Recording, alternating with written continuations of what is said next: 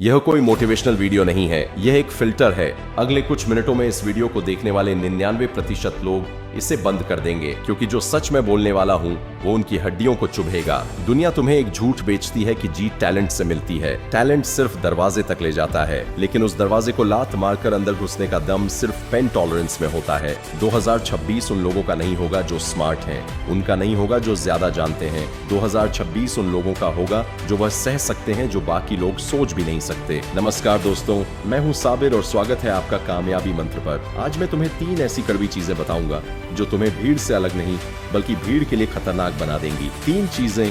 First, rejection की शर्म।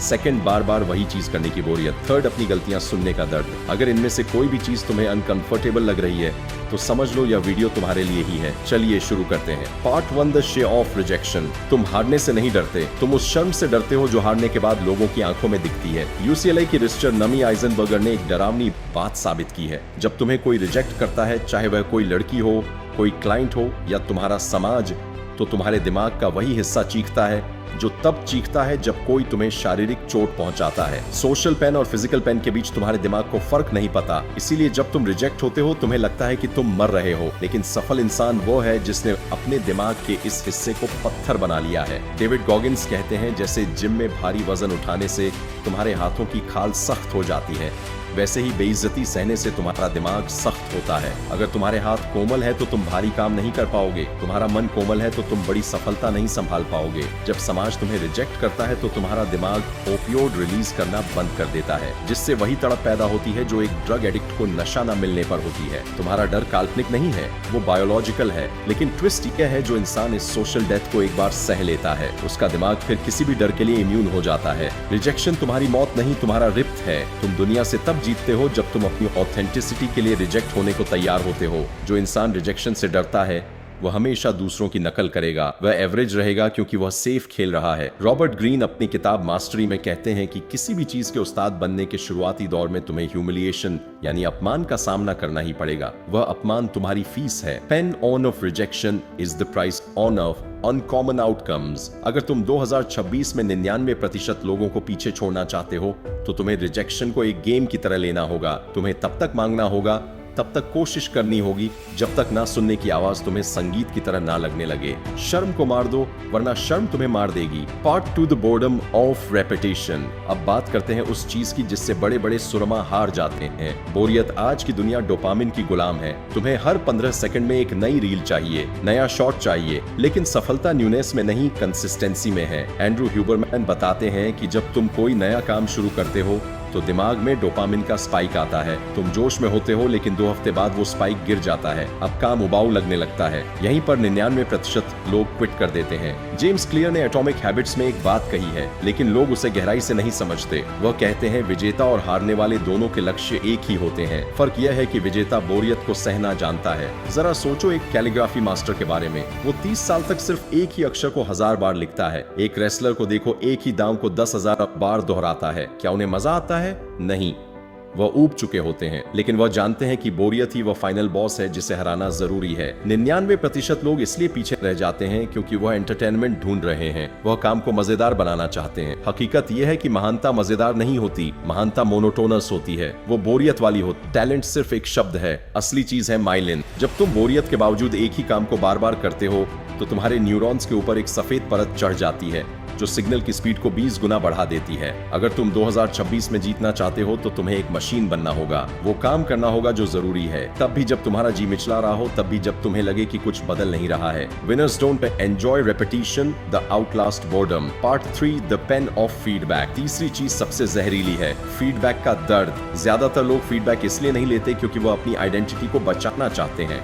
जब कोई तुम्हारी गलती निकालता है तो तुम्हें लगता है कि वह तुम्हारे काम को नहीं, तुम्हें गाली दे रहा है। यह तुम्हारा ईगो है जो तुम्हें छोटा बनाए रख रहा है।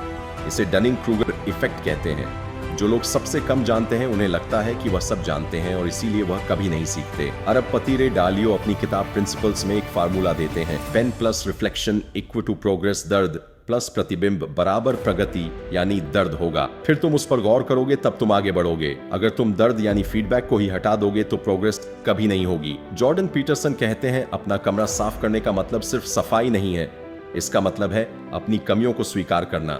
जब कोई तुमसे कहे को इसी तय कि तुम यहाँ गलत हो तो उससे अपना दुश्मन मत समझो, वह तुम्हें शीशा दिखा रहा है। फीडबैक लेना एक तरह की सेल्फ ह्यूमिलिएशन है। तुम्हें अपनी नजरों में गिरना पड़ता है ताकि तुम नई ऊंचाइयों तक उठ सको। 2026 में अपनी आलोचना को वैसे ही खाओ जैसे तुम खाना खाते हो। यह कड़वी दवा है जो तुम्हें उस मीडियोक्रिटी के कैंसर से बचाएगी जिसमें तुम अभी जी रहे हो। पार्ट 4 फेलिंग 20 टाइम्स इन अ रो। अब मैं तुम्हें एक गणित समझाता हूँ जिसे एक्सपेक्टेड वैल्यू थिंकिंग कहते हैं। हारने वाले लोग आउटकम्स के बारे में सोचते हैं। वह एक बार कोशिश करते हैं, फेल होते हैं और कहते हैं मेरी किस्मत खराब है। जीतने वाले लोग इटरेशंस यानी प्रयासों की संख्या के बारे में सोचते हैं। अगर सफलता की संभावना 5% है तो इसका सीधा मतलब है कि तुम्हें 19 बार फेल होना ही होगा ताकि 20वीं बार तुम जीत सको। फेलियर कोई अंत नहीं है, वह एक डाटा पॉइंट है। हर स्टार्टअप, हर बड़ा क्रिएटर, हर एथलीट इसी रास्ते से गुजरा है। अगर तुम लगातार 20 बार फेल होने की हिम्मत रखते हो तो यकीन मानो दुनिया की कोई ताकत तुम्हें सफल होने से नहीं रोक सकती, क्योंकि 20वीं बार तक पहुंचते पहुंचते तुम वो इंसान बन चुकेगे जो उस सफलता को संभालने के लायक है। अगर तुम अभी फेल नहीं हो रहे हो तो इसका मतलब है कि तुम बहुत छोटा खेल रहे हो, तुम अपनी औकात के अंदर खेल रहे हो। बाहर निकलो और तब तक फेल हो जब तक फेलियर खुद तुमसे हार ना मान ले। Part 5 looking stupid. यहाँ मैं तुम्हारी सबसे दुखती रग पर हाथ रखूंगा। तुम अपनी जिंदगी इसलिए बर्बाद कर रहे हो क्योंकि तुम उन लोगों के सामने स्मार्ट दिखना चाहते हो जिन्हें तुम्हारी रत्ती भर परवाह नहीं है। इसे स्टेटस एंजाइटी कहते हैं। हम अपनी खुशियों की बलि दे देते हैं ताकि समाज में हमारी नाक ऊंची रहे। कार्ल यंग का एक वाक्य तुम्हारी रूह कपा देगा। The greatest burden a child must bear is the unlived life of the parents. एक बच्चे पर सबसे बड़ा बोझ उसके अपनों की वह अधूरी जिंदगी होती है जो वह जी नहीं पाए। क्या तुम भी वही कर रहे हो? क्या तुम सिर्फ इसलिए रिस्क नहीं ले रहे क्योंकि लोग क्या कहेंगे? क्या तुम इसलिए नया काम शुरू नहीं कर रहे क्योंकि तुम अपने दोस्तों के सामने बेवकूफ नहीं दिखना चाहते? तुम्हें आज बेवकूफ दिखने की कीमत चुकानी होगी। तुम्हें उन लोगों के सामने गिरना होगा जिन्हें तुम प्यार करते हो। यह दर्दनाक है, यह तुम्हें रातों को जगाएगा, लेकिन यही वह आग है जिसमें तप कर सोना निकलता है। लोग अच्छे बनने की कोशिश में कमजोर हो जाते हैं। एक मॉन्स्टर बनो जो अपने गुस्से और अपनी भूख को कंट्रोल करना जानता हो, क्योंकि जिसके पास खोने के लिए इज्जत होती है वह कभी इतिहास नहीं रचता। अस्पतालों में मरते हुए लोगों पर की गई एक स्टडी ब्रोनीवेयर में पाया गया कि सबसे बड़ा पछतावा फेल होने का नहीं था बल्कि उन कामों को ना करने का था जो वह करना चाहते थे। Part 6 the separator you. आखिरी बात कन्वीनियंस यानी सुविधा। दुनिया में 99% लोग तब तक काम करते हैं जब तक वह कन्वीनियंट होता है, जब तक धूप नहीं है, जब तक मूड जब तक घर में सब ठीक है। लेकिन असली खेल तब शुरू होता है जब चीजें इनक्वीनियंट हो जाती हैं। स्टीवन प्रेसफील्ड अपनी किताब वॉर ऑफ आर्ट में इसे रेजिस्टेंस कहते हैं। रेजिस्टेंस तब सबसे ज्यादा ताकतवर होता है जब तुम अपनी मंजिल के सबसे करीब होते हो, जब तुम्हारा मन कहे आज रहने देते हैं, आज बहुत थक गया हूं, कल कर लेंगे।